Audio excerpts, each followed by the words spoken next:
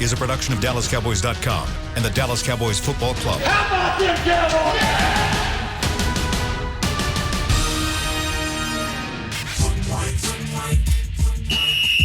Let's go, baby! Are you ready for a break? Yes. Are you ready for a break? Absolutely. Ready for a break? Yeah, and so much for that. It's time for The Break on DallasCowboys.com. We were on the break! With Nick Eatman, David Hellman, Ambar Garcia, and Derek Eagleton. It is Thursday, August 13th, 2020. It is season 16 and episode number 14. Welcome to another edition of The Break. We are very happy to be back with you guys. Starting up the 60th anniversary of the Dallas Cowboys. I'm here live at the Star. Nick, you're here live at the Star, but we're separated in different offices. Amber at our home studio, Dave at his home studio, and of course our producer Chris Beam helping us get everything going here. We appreciate you guys joining us. We got a lot to talk about today. First of all, welcome back to my crew. It's good to see you guys. How's everybody doing today? Good. I'm wonderful. I'm happy to see you guys. Let's go. So last night it gets really interesting. I made all the show notes for today, and we were talking about it. I think we were all on the same page. We had a lot to talk about. And then news breaks that the Cowboys go out and agree to terms with a pass rusher that's a pretty good pass rusher. Everson Griffen agrees to terms with the Cowboys, reportedly a one-year, $6 million contract. Think about this. This guy has been in the Pro Bowl for the last 5 seasons. He's accumulated 44.5 sacks over those last 5 seasons, averaging about 9.5 sacks a year. Only year he had under 6 sacks was 2018, when he only played 11 games. So my question for you guys is, first, what was your reaction when you first heard that the Cowboys made this deal? Let's start with you, Nick. You know, it's like, what else for one day? You know, I mean, we've had a lot of news that day, and you know, it was a good capper to the entire day. I think it'll be a good addition, but you know, I don't look at it as it's going to put them over the top unless the defensive tackles are better. Because if the defensive tackles aren't better, then I don't think he's going to be much different than Robert Quinn, who got him to 8-8. So it could be a good move, but I want to see if he's going to be a huge upgrade from what they had last year. Amber. I think, definitely surprising. When I saw that on my phone, I was like, what? What is going on here? Definitely something that I was not expecting, but to me, I see it as a great addition. I wonder if maybe they feel like the whole Randy Gregory thing might not happen after all, because initially, I remember after last season, we were concerned about the pass rush and them trying to get to the quarterback last year. And then you lose Robert Quinn, which was your most productive guy last year. And this year, we were talking about Aldon Smith and Randy Gregory coming back and all that. You do get Aldon Smith back, but you still don't know what you got going on there with him yet. So it makes me think or wonder if maybe they're just kind of not seeing the whole Randy Gregory thing happening for this season. And I know a lot of fans are always asking about Randy Gregory. I don't know why so many fans like Randy Gregory so much, but they do. So I just think it's a great addition to just help the whole line. Hellman. AG, I'm so glad you said that, because it was such a perfect segue, because my primary reaction is that we're still learning so much about what this team's going to do under Mike McCarthy. I know it's technically a front office signing. I don't care. This is a head coach thing, in my opinion, because under the old regime, we would have heard, we like the guys we have. Randy Gregory's still out there. We feel good that maybe he can come back. We're going to work with what we got. Mike McCarthy's like, what if we don't do that? What if we go get a talented, affordable veteran who can help the pass rush? It reminds me a lot of the center situation, because if you go back to the draft, you think about McCarthy saying, yeah, I know we had Connor McGovern and we got Joe Looney, but what if we drafted Tyler Biadasz just to really make sure we address the situation? So this strikes me as Mike McCarthy saying, why don't we go ahead and turn over every stone that we can instead of just hoping that what we have is good enough? I love it. I love the approach. I love the fact that he's talented. Dude, yeah, he's got 76 career sacks, or 75, excuse me. love it all the way around, not just because he's a good player, but the approach to just never stopping adding talented players. It's what good front offices should do. Love it. Can't say enough about it. So let's talk about where he fits. You look at a guy like him, and obviously with his resume, he's a starting caliber player. Does he immediately step right in and become the starter opposite DeMarcus Lawrence, in your opinion?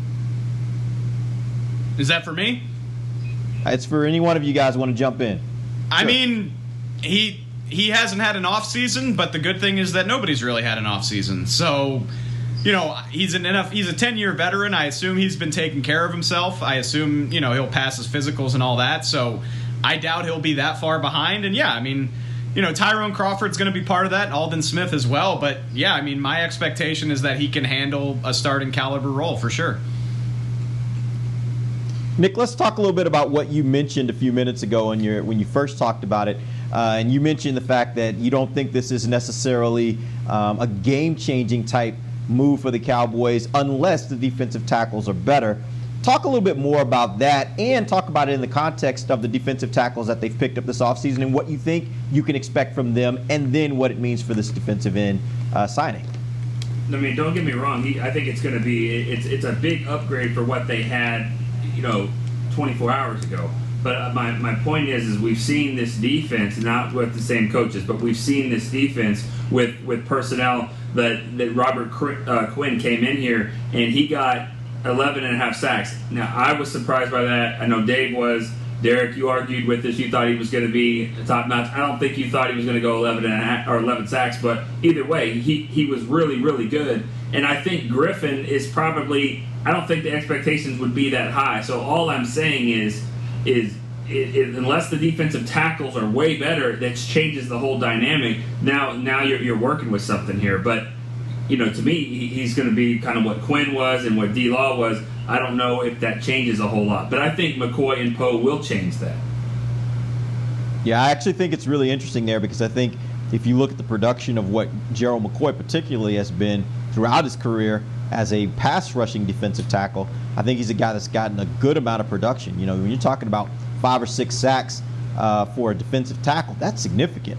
And I think that I think he'll be more disruptive. I think they will require teams to pay a little bit more attention in the middle, and I think it does help them from that standpoint. I think both these defensive ends, the two starting defensive ends, at least the way I'm projecting it, I think will be even better. We'll be able to produce even more than last season. I think Tank's going to be better than he was last season, so I think it's ultimately going to be a good move for the Cowboys. Real quick, did you have something?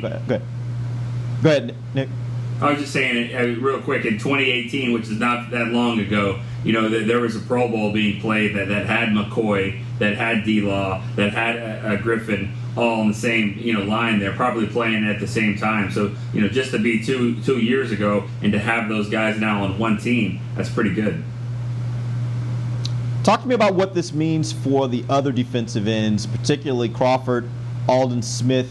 How do you think this affects them, if at all? We'll start with you, Amber.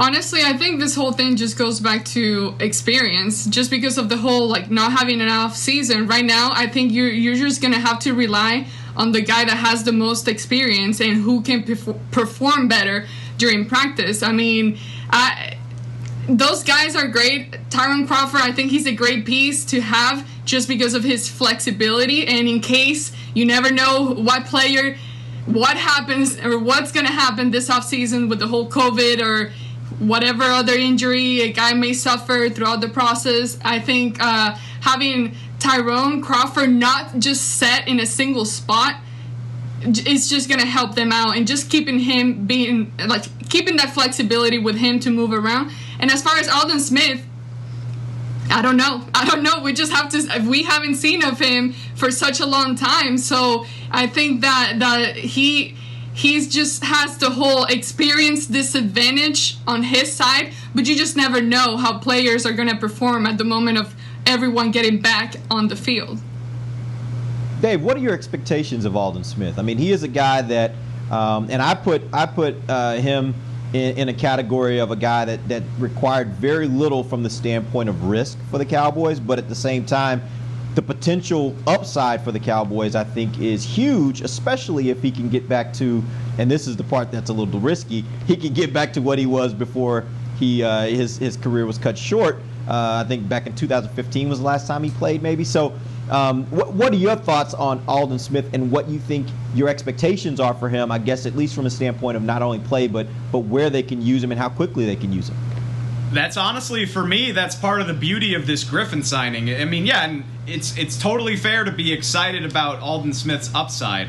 And the same thing kind of goes for Tyrone Crawford. Not, he was never an Aldon Smith type of talent, but both of those guys, you feel good about what they can do. The question was always, can you lean on them? Can you expect Tyrone to stay healthy after 2 hip surgeries? Can you expect Aldon Smith to get back to that level? With Everson Griffen in the mix, you don't have to count on that as much, so they can, whatever they can provide you is great. And this honestly makes Aldon Smith that much more exciting, because if it's me, I'm putting him on the field in obvious pass rush situations. I would have a nickel pass rush package where he's on the field at the same time as Griffen and DeMarcus Lawrence. Mike Nolan hasn't asked me for my opinion, but that's something that I would consider. Put that guy in on 2nd and 3rd and long and let him go to work.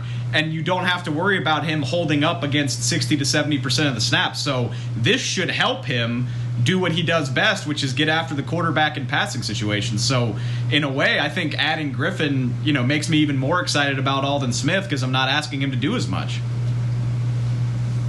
Yeah, Nick, I'll take that a little different direction. I know you and I have had some conversations about some of the younger defensive ends on this team, particularly guys like Jackson. I think Jelks was one of your guys that was a pet cat for you last year during training camp that you kind of liked.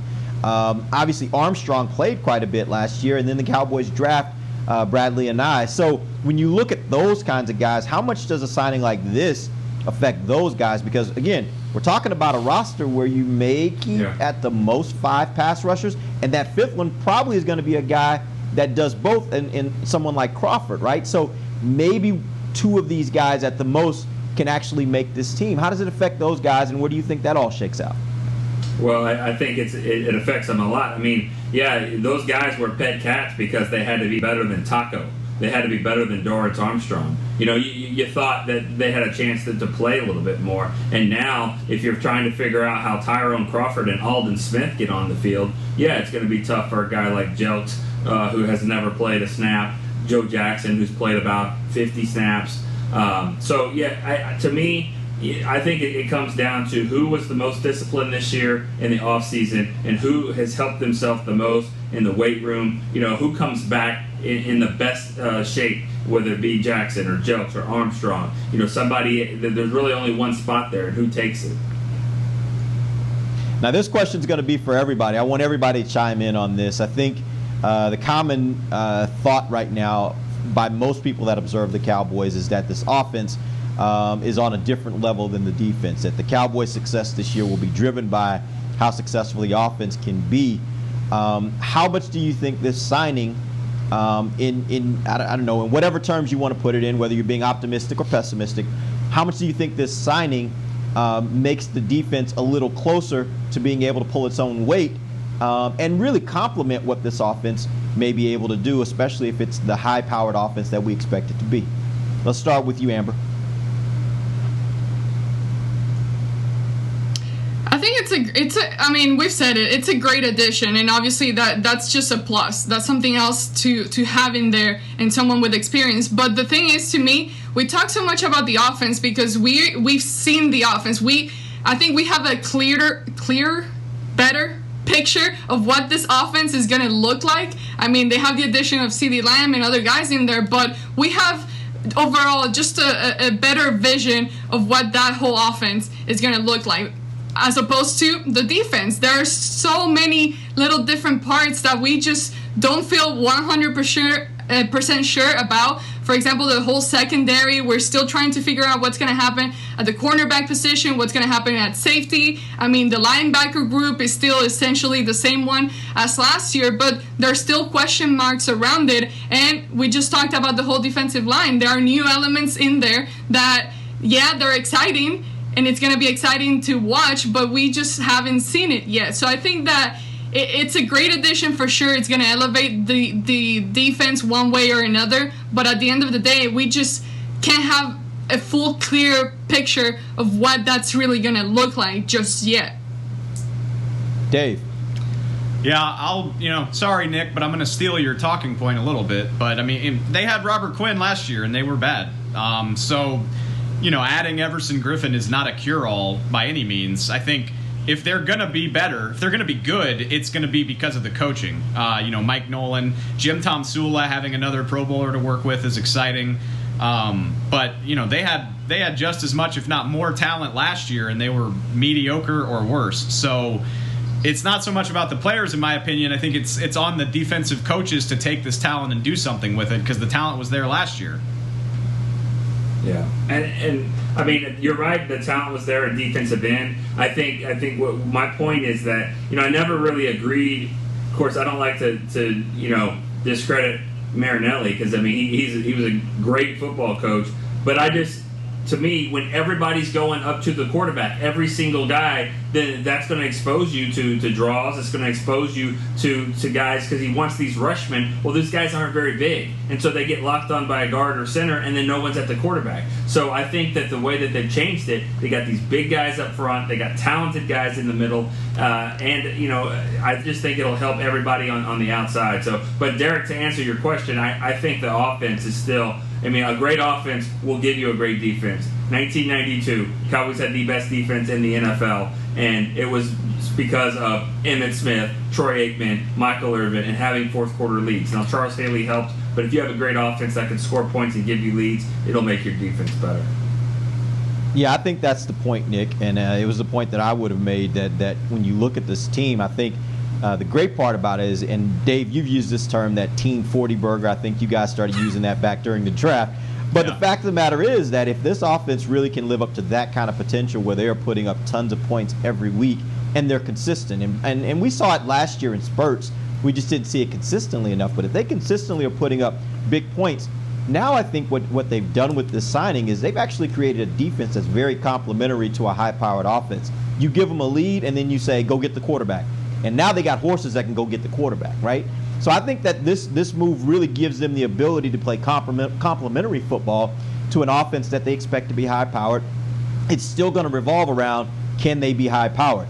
And I think there are a lot of other issues that'll come into play if the Cowboys can't really score a lot of points, or they find themselves in games where it's more of a defensive struggle. Then we'll rely more on, can the linebackers play up to par, and can the safeties make tackles and cover the deep part of the field. Those are all the issues that come up that they may not have to deal with as much if they could play with a lead. So I think it'll be interesting to see how much the offense can be consistent, and how much that then affects this defense's ability to play complementary football. We're going to take our first break. When we come back from the break, we're going to get into a lot of conversations from yesterday. Jerry Jones, Mike McCarthy, and Stephen Jones had their opening press conference. We're going to talk a little bit about some of the things that they discussed. We'll do that when we come right back. This is DallasCowboys.com radio. Your new apartment's big. Such a great deal. It's okay. Just okay? What's not to... It's right above the subway! Well, I bet you don't even notice it after the... That's my neighbor, Angus! A deal that's just okay is not okay. Get a great deal with America's Best Network. Come into an AT&T store to find out how to get one of our popular smartphones for $0 down. Based on GWS 1 score, September 2019. Do you want the most interesting, up-to-the-minute Dallas Cowboys news straight from the Star in Frisco? How about exclusive and on command? That's right, news and nuggets you can't find anywhere else. With our exclusive Cowboys content on Alexa, you can have all the answers, secrets, stories, and more. What's Stephen Jones thinking during a game? What's Joe Looney's favorite pregame meal? We take your questions to Cowboys players and coaches, and you can hear the answers directly back to you. Just say, Alexa, open Dallas Cowboys. Whether you're into being a part of this or more into something like this, SeatGeek has the tickets to the events you love. It's the easiest way to find, buy, and sell tickets. Plus, with their Deal Score technology, they'll recommend the best seats in the house at the best value. So the next time you're craving this... Hey! Blue 20! Download the SeatGeek app and let's go. SeatGeek. Ladies and gentlemen, it's that time again for Tailgating with the OtterBox Boys. OtterBox, the company that builds wildly overprotective phone cases? The one and only. But cases are just the start. OtterBox is the official outfitter of tailgating. If they can keep my phone safe, what can they do for my parking lot party? How about protecting your beverages from suboptimal drinking temperatures with their elevation tumblers? And OtterBox elevation tumblers come in 3 sizes: a 10-ouncer, a 20-ouncer, and even a 64-ounce growler. Check out all the colors and sizes of their elevation tumblers at otterbox.com. Back to the break.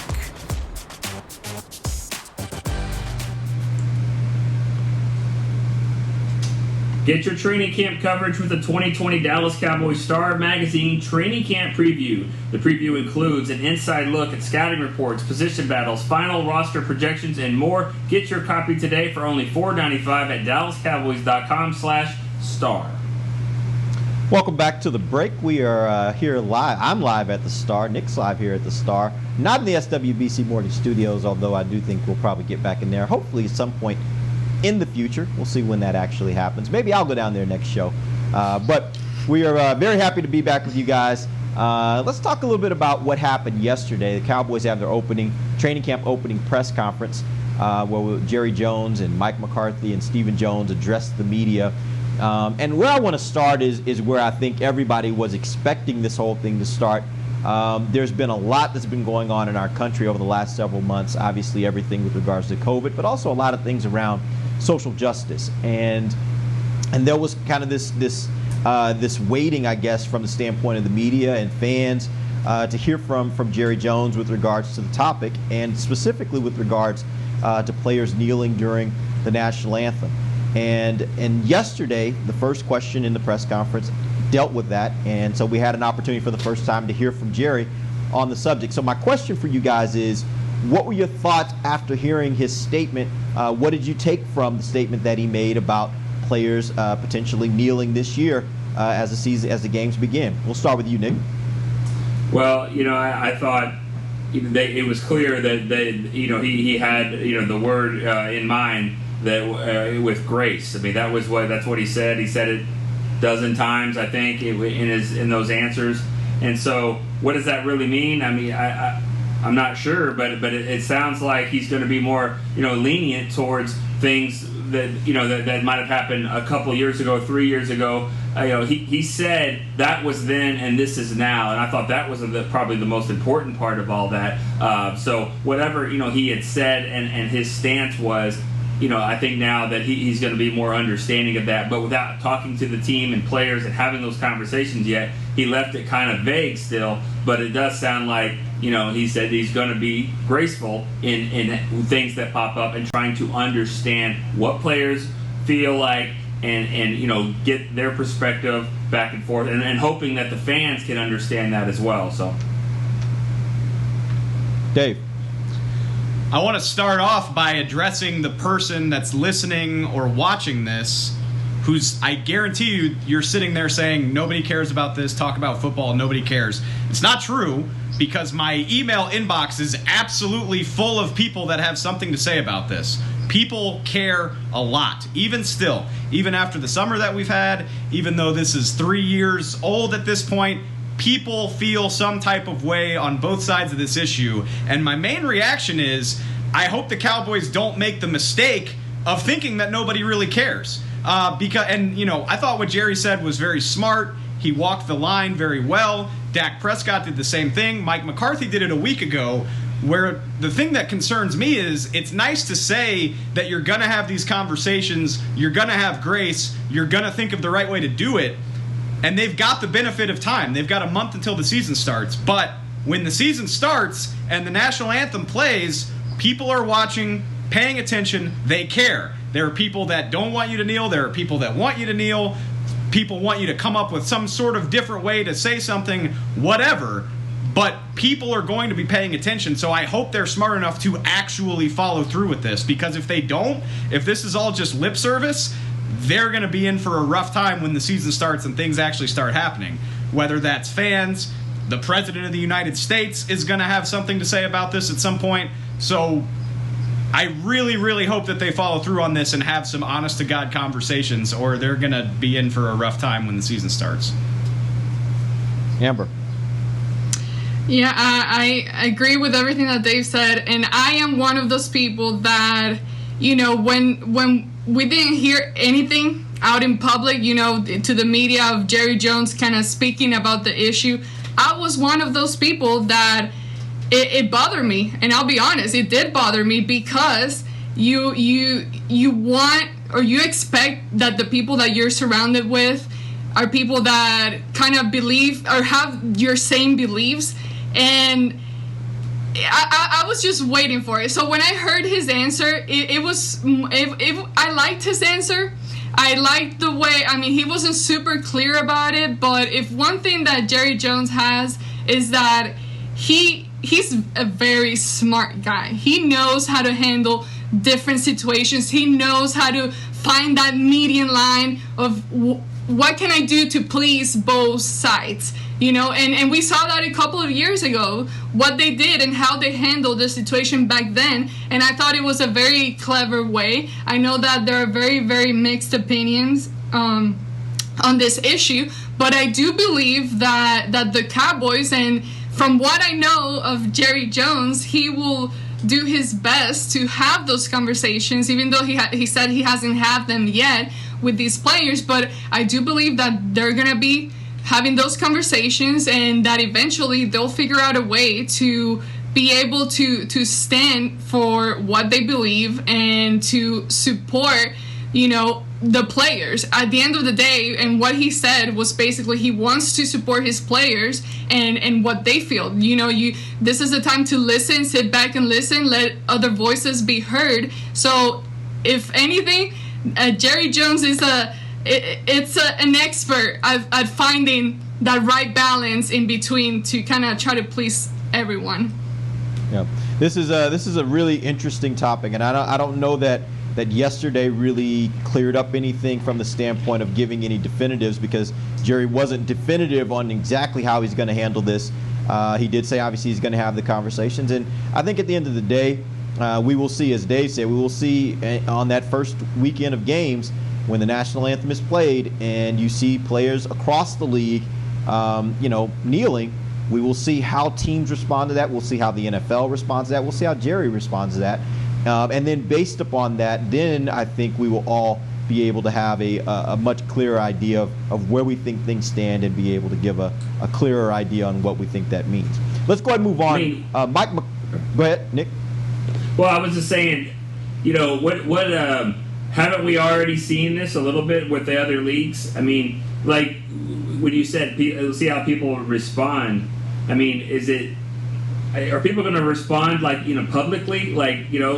Oh, I hate that the NBA teams are doing that. I haven't seen a lot of public backlash of that.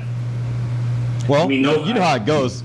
We know exactly who would. It's out there. Who would. And there's certainly some criticism that's happening. But to be honest with you, I do think, and this is my personal belief, and sometimes you kind of have to be careful because my sphere of people may be very different than your sphere of people or anyone else's sphere of people, right?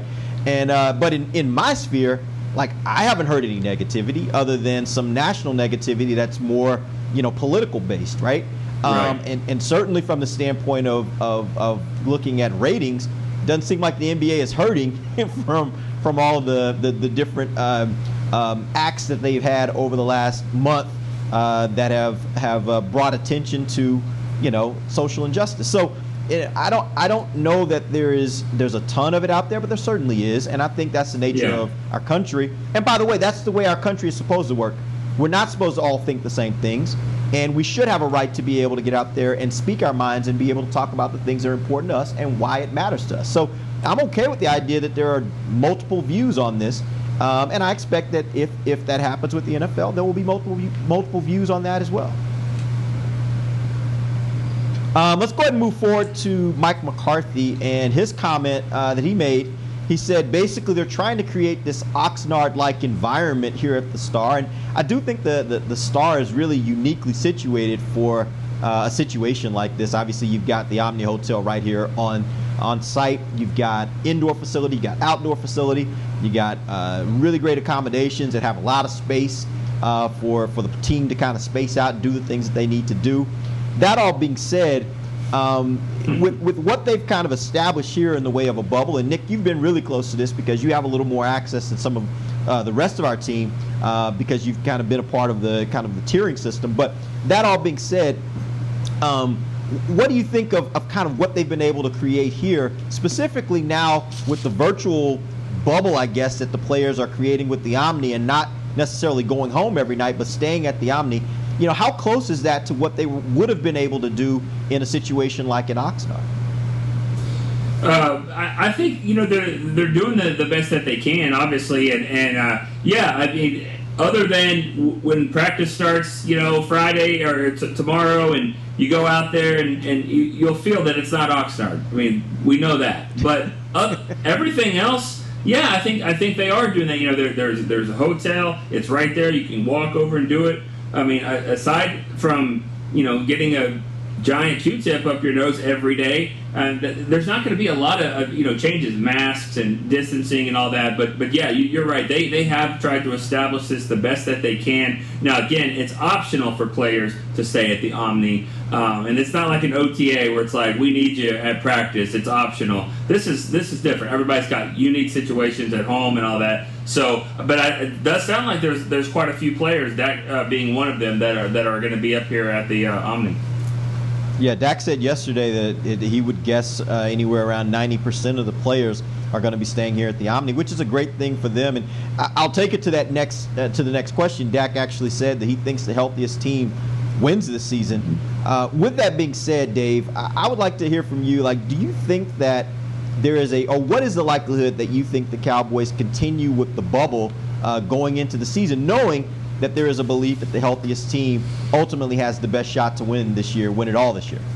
Yeah, I mean, I know, you know, you can't make guys do it, but that's a hell of a compelling case to keep it going. I mean, when Dak said that and when I really thought about it, it's about as excited as I've been this entire offseason that football might actually happen, at least for the Cowboys, because if 90% of the players are bubbled and they're all doing what they're supposed to do, I mean, we've seen it's working beautifully for the NBA. MLS, man, like, they finished their season already. You know, no positive tests going all the way back to July. It works. If you can control the environment that well, it works. And so if the Cowboys' entire roster is accounted for and they're all at the hotel, you know, we've all been there. You can walk literally from the lobby of the hotel to the Ford Center without ever going outside. So it makes me really excited that the Cowboys can keep this thing under control and get through training camp. And like I said, I mean, it's a big ask to expect somebody to live in a hotel from September until New Year's, but if it allows you to keep your team healthy, it sounds awfully compelling to me. Like, I mean, you know, like I said, I don't know how you make people do that, but if it gives you a chance of staying healthy and finishing the season, it's definitely something I think they should look into. Yeah, it's really interesting because I've always wondered, as the NFL was putting out its protocols, I always wondered why they didn't essentially create team bubbles. I know they couldn't. There are too many players in the NFL to take all the NFL teams and put them in one bubble like the NBA did in Orlando, right? There's way too many people that are involved. I don't think that would be practical. But I did think, you know, why wouldn't every team create their own individual team bubble at their facility or wherever they choose to do it, practice there, meet there, do all the stuff that they do there, and then pick up your bubble and take it to whatever city you have to play. And if you have sterile planes and sterile buses, and you take them to a hotel that's been thoroughly cleaned, and you keep it kind of locked down to just the players while they're there, there's a way to do this to where you essentially have one pristine bubble meeting up with another pristine bubble, and the chance of someone being infected becomes much smaller. Now, of course, that always means that you got at least 53 guys, not including the staff and the coaches and all that have to be away from their families for whatever portion of the season you're talking about. But if you want to do it in a way that gives you the best chance, I think that really gives you the best chance. So I love the fact that they're talking about this, their own player-created bubble. And I think if the Cowboys can do that and do that well, I think it does help them.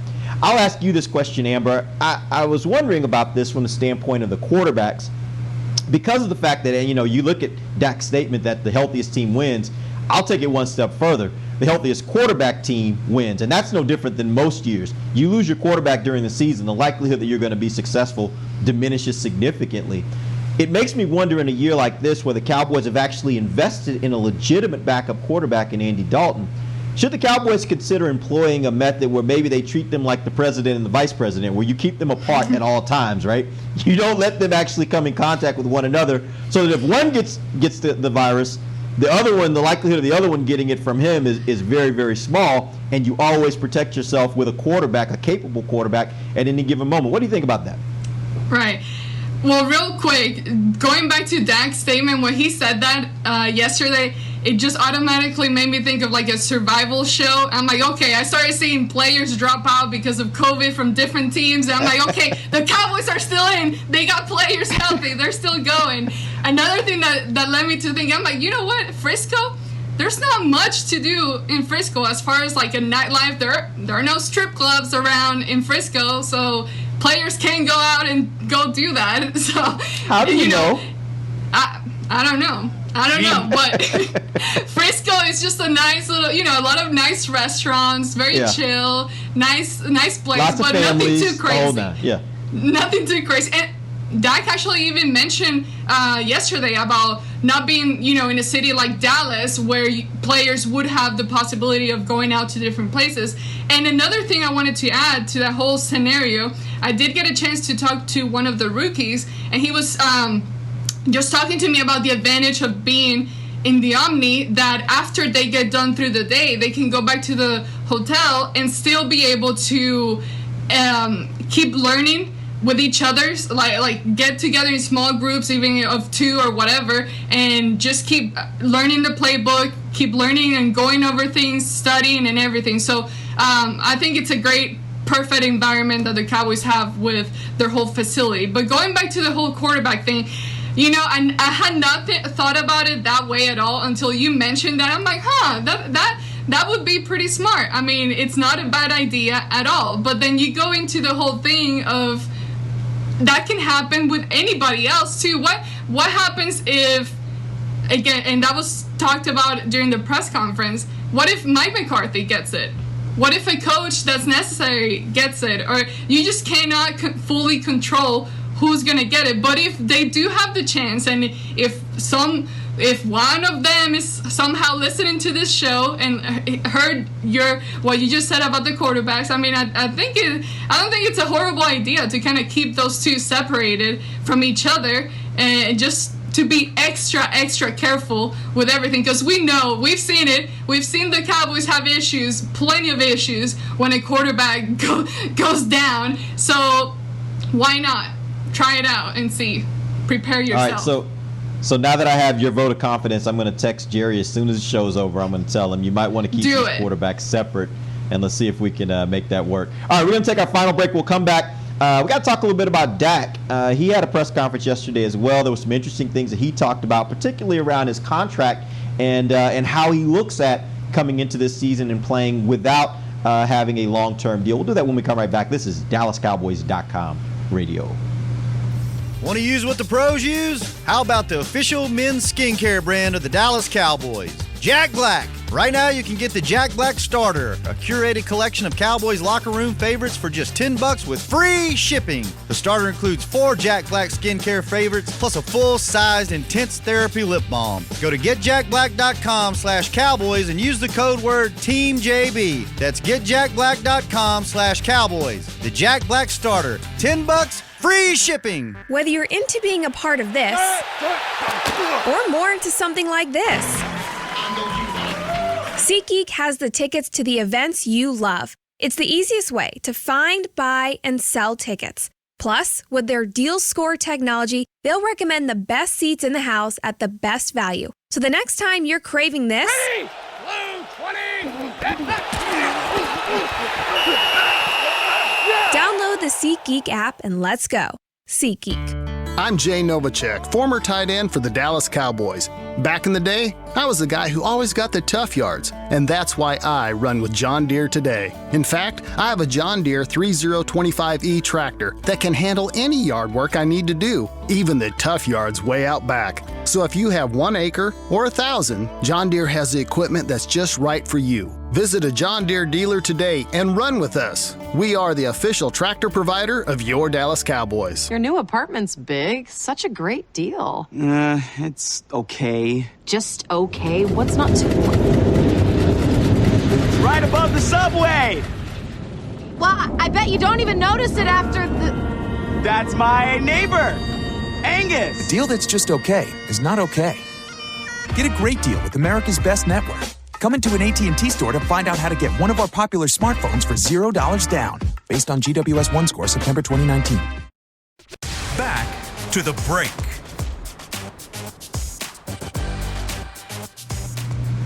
Welcome back to the break. I am live at the SWBC Mortgage Studios at the Star. Not in the studio, but I went down there this morning. Nick is here at the Star as well. Amber and Dave at their own homes. We're going to continue remotely with these shows for the foreseeable future. We just know that starting next week, our schedule changes up just a bit. We'll get back to our weekly shows. On the break will be every Wednesday at 11 a.m.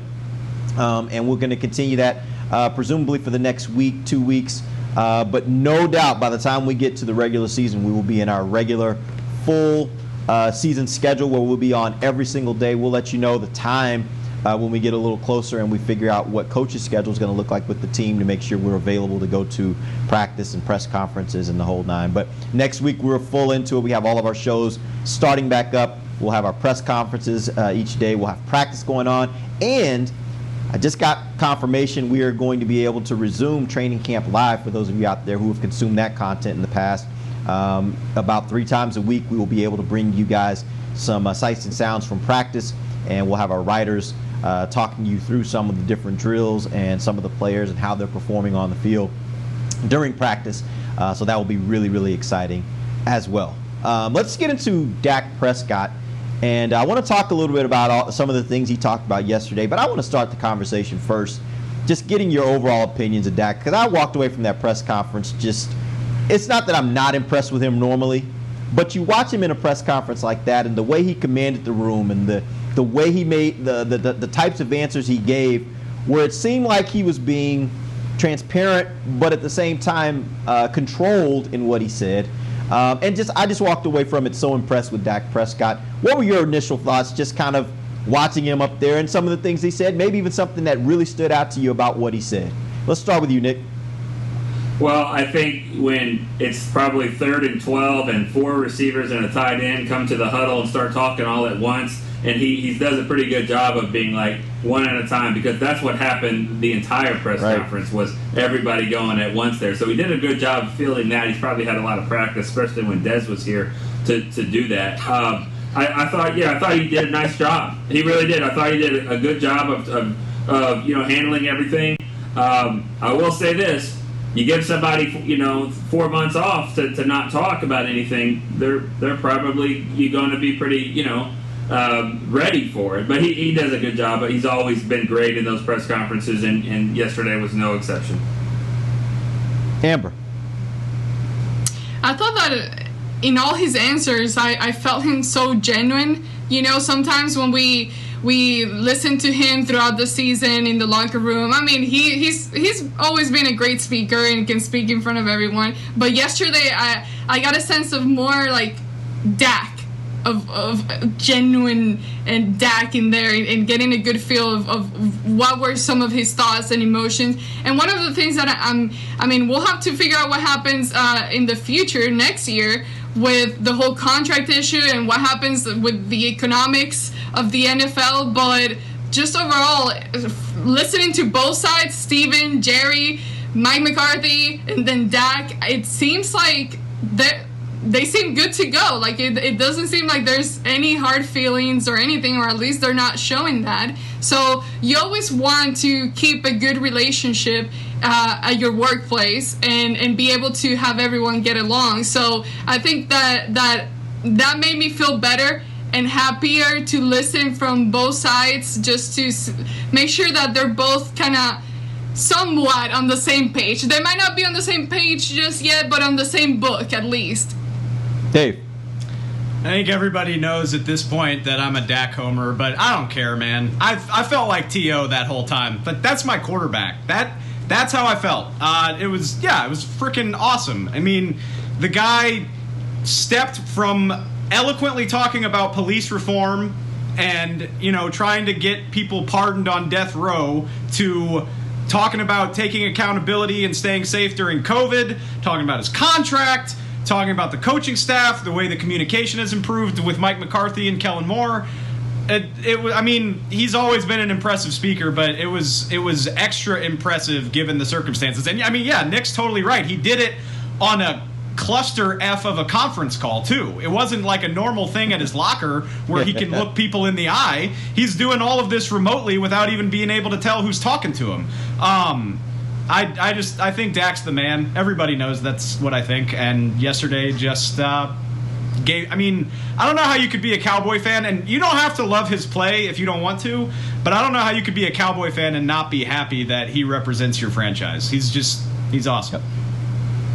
Yeah, Jerry, one of the things that was interesting to me was both, and this is not surprising, Jerry being optimistic, but it was interesting to me to hear both Jerry and Dak be optimistic that a deal would get done next year. One of the things that stood out to me was Dak saying that he believes that the nature of some of the conversations at the last minute before the deadline hit between Stephen Jones and his agent Todd France makes him believe that maybe they even have a better understanding of each other that will work in their favor of being able to get a long-term deal done.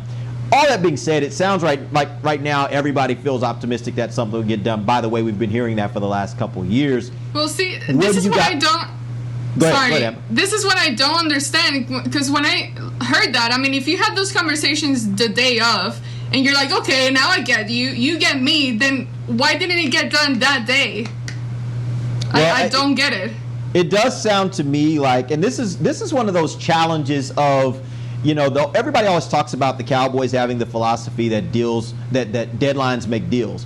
Well, one of the issues with deadlines making deals is sometimes everybody's waiting too close to the deadline so that when you actually start to talk, you actually literally run out of time in trying to finalize a deal, right? You remember the Packers game? Sorry, yeah. But this is the Packers game where you just sit there the whole game and don't do anything until the fourth quarter, and then you start throwing the ball around, and everybody's like, well, man, why didn't they do this earlier? And they're like, well, maybe if they did, they would have won the game.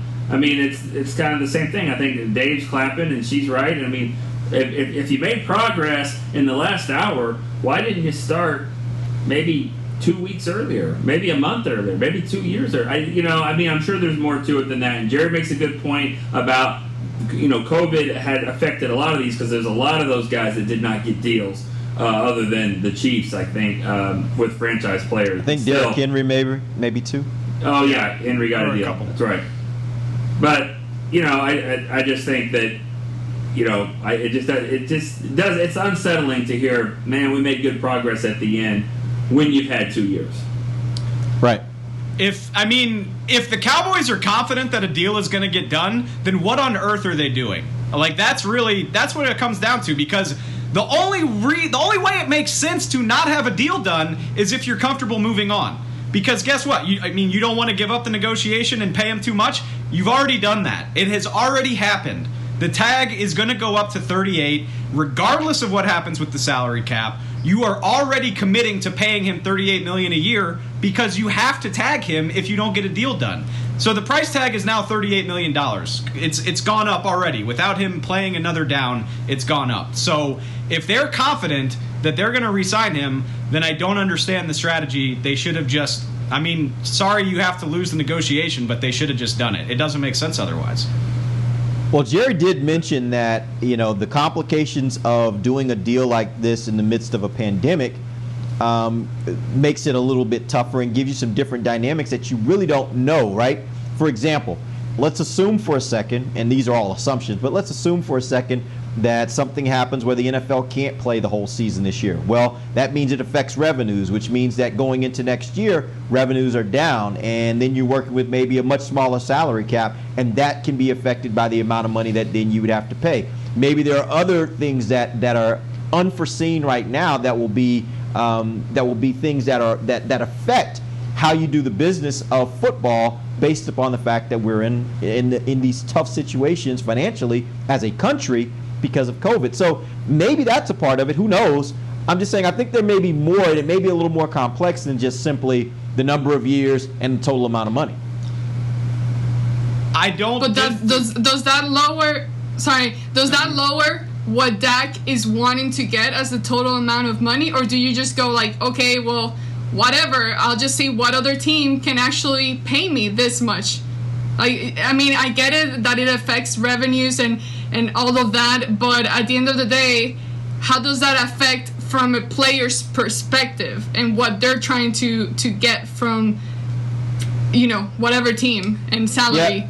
Well, the salary cap still is a function of how much you're going to get paid, and I would suspect that, again, these are assumptions, but if revenue is down significantly, then that's going to affect the overall salary cap, and the players and owners may have to go back and rethink how they're doing contracts and that sort of thing in order to, I mean, you saw it this offseason, you saw how it played out, where before players showed up, there was a whole deal that had to be worked out between the players union and the NFL owners to be able to figure out how they operate under these circumstances. So all I'm saying is there's a lot that's unknown because of COVID. We've seen a lot of businesses in this country be very adversely affected by COVID. So I don't know that the NFL will be affected or will be more affected.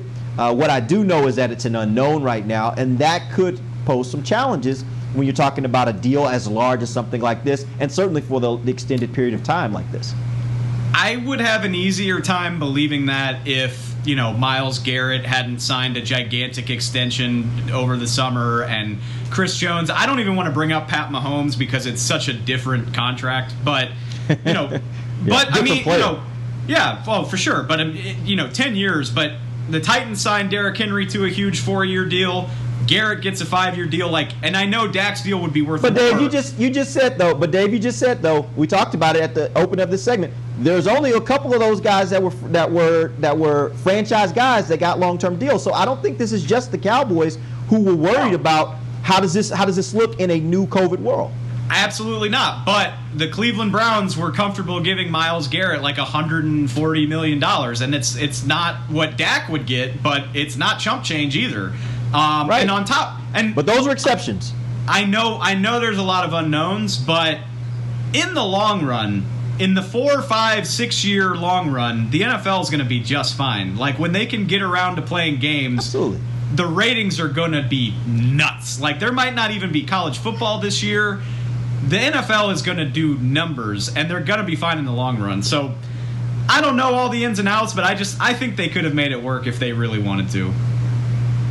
And maybe they could have. I mean, everything we're hearing suggests that if they would have started talking maybe a day before that, then maybe they would have had a deal, right? So you're probably right. And to be quite honest with you, I think that it gives me more optimism to believe that the Cowboys get a long-term deal done because of the fact that it sounds like they were actually making headway in the last couple hours, minutes, whatever, before the deadline expired.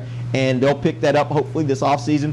And hopefully nothing happens this season that totally changes the dynamics. And what I mean by that is Dak plays extremely well or Dak plays extremely poorly. Then you got a whole different set of circumstances, and now we're back at ground zero versus him just being on the steady incline, which he's been on most of his career.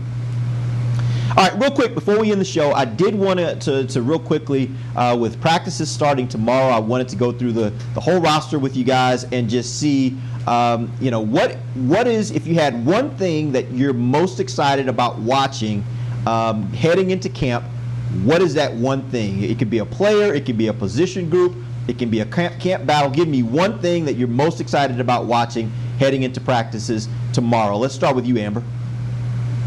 I mean, it has to be Dak and the receivers. I want to see CeeDee Lamb in action and the connection between him and Dak. They've been practicing together during the offseason here and there, and we've seen a few little clips of that, but I want to see it in real life and see how that all looks like. That's always very exciting, and I think those are probably one of the easiest things to watch during a training camp practice, aside from the defensive line and the O-line and the, linemen going at it against each other one-on-one. Those are always pretty fun as well. But mainly the wide receiver and see how Dak connects with them. Dave. think anybody that's listening to this show can probably tell you what to expect about most of the roster, except the cornerbacks. It's not the juiciest thing, but it's the position we know the least about. I mean, who's gonna be the top trio? Trayvon Diggs, is he good enough to get in there? Jordan Lewis, is the new coaching staff gonna give him a shot? Nobody really knows what to expect, and I can't wait to see how it shakes out. Nick. Both of those answers, because really every practice that you ever attend, and we've attended just about every one of them, in the last 10, 15, 20 years, whatever, we always say cornerbacks and receivers. That's the only thing you can really judge in a practice, other than did the quarterback get the ball there, did he get open, and did the guy catch it, and was he covered? So to have CeeDee Lamb and Trayvon Diggs, those two that were just mentioned, I think those are the ones that not only is it easy for us to evaluate that, it'll be easy for us to see from wherever we are going to watch practice from. Let me give you guys one more quick question before we end the show. Think about Mike McCarthy, and he's had an opportunity now to address the media a few times. We've had an opportunity to see some of the things he's trying to do with this team. We've seen his staff that he's assembled. What do you think right now? And I'm going to kind of put you in a position where I want you to make a comparison. What do you think is the greatest thing that he brings to this team that may not have been here with Jason Garrett? A big shiny trophy. Nick. How about a shiny trophy and a big ring that he's won at the stadium? I'm about to say, remember that time that I won the championship? I mean, Garrett can say it too, but he was the backup quarterback, or the third string quarterback. But I'm just saying, the experience of winning and having developed a quarterback that arguably is one of the best of all time. I just think that he's got that experience. So, and he brings that to the table of a team, that was close to winning last year on a lot of games. They just needed to learn how to win, and now they're bringing a coach that has won. All right, Amber. Just something fresh, something completely new. I mean, I don't hate Jason or anything, but we knew what Jason was going to be wearing. We knew what his first word would be. We knew what he was going to do. So we knew every single move. I don't know McCarthy. I don't know McCarthy what he's going to do. So I cannot be predicting his first moves in comparison to Garrett. I could predict basically everything he was going to do. Dave. This is going to sound like a shot, and I swear I don't mean it to, but I would say expertise, probably. I mean, when Jason Garrett got this job, he had never been a head coach. Mike McCarthy's been a head coach in this league for a long time. He's been to 4 NFC title games and a Super Bowl. Somewhere Jason Garrett never made it as a coach. Jason Garrett, he elevated a lot of young coaches. Sometimes it worked out, Mark Colombo, Kellen Moore. Sometimes it didn't. And that's not the case with this coaching staff. Damn near every coach on this staff has years and years and years of experience, whether you want to talk about Jim Tomsula, Joe Philbin, Mike Nolan. Like most of these guys have been there and done that at every level of the NFL. So there's just a lot of expertise that I don't know necessarily was there, especially in the last few years of the Jason Garrett era. I think that coaching staff was in over its head a lot of times, and I don't think that'll be the case with these guys. Yeah, I thought it was very interesting that Dak yesterday, when asked a similar question, talked about the authenticity of Mike McCarthy and how he presents himself to the team, and I thought that was really interesting because, and that's probably been one of the biggest knocks publicly on Jason Garrett when he was here, was that fans certainly saw him as a robot and didn't see him as real, didn't see him as authentic, and so it was interesting to hear Dak say that's one of the things that stood out to him about Mike McCarthy. And so we'll see how it all turns out. We've seen those of us that have been around here for a long time, we've seen a lot of different coaches come through the door, and you just never know. You never know how they're going to resonate with the team, and you never know long term the amount of success that they'll be able to generate. But let's be clear too. When you listen to McCarthy, it's not like Bill Parcells' press conferences, 15 years ago, There's coach speak involved. There's a reason why they're guarded. Jason Garrett would talk for 10 minutes and not give you an answer. Guess what? McCarthy does the same thing. You know, when he was asked about Cheeto moving to safety, I mean, that answer was just like he was sidestepping and dancing around it. That's what coaches do, you know, and they don't want to give up more than they should right now. And so, you know, he's more interesting, and Dave and I have been able to be in a couple of spots already with McCarthy, and he's really cool. But when he's on the mic there, I don't know if there's a huge difference there, which is fine. Yeah. I mean, football coaches are going to be football coaches, just like you said. But right. Mike McCarthy at least kind of acts like a person. It's not so ridiculously robotic as it used to be. Which, yeah, I mean, the answers are basically the same, but it's a little more refreshing to feel like you're talking to a human being. He doesn't do the smile. Dave, are you saying that if you run into McCarthy at the airport going to the Senior Bowl, it won't be really, really awkward? Well, that depends on did he just get fired? Because it would probably be awkward in that situation. But that's going to be awkward. I guarantee that might have been one of the most awkward situations. Dave walking over to talk to Jason Garrett in this blue shirt, but it didn't have a star on it this time, and it was rough. Weird. I guarantee you, if we run into Mike McCarthy in the airport bar, he probably won't say, "How we doing, guys?" I feel confident about that. All right, guys, that's it. We appreciate you guys joining us. We're back next Wednesday, 11 a.m. for another episode of The Break. Till then, for Nick Eatman, Dave Hellman, Amber Garcia, I am Derek Eagles, and this has been The Break, live on DallasCowboys.com radio. This has been a production of DallasCowboys.com and the Dallas Cowboys Football Club. How about this, Cowboys? Yeah!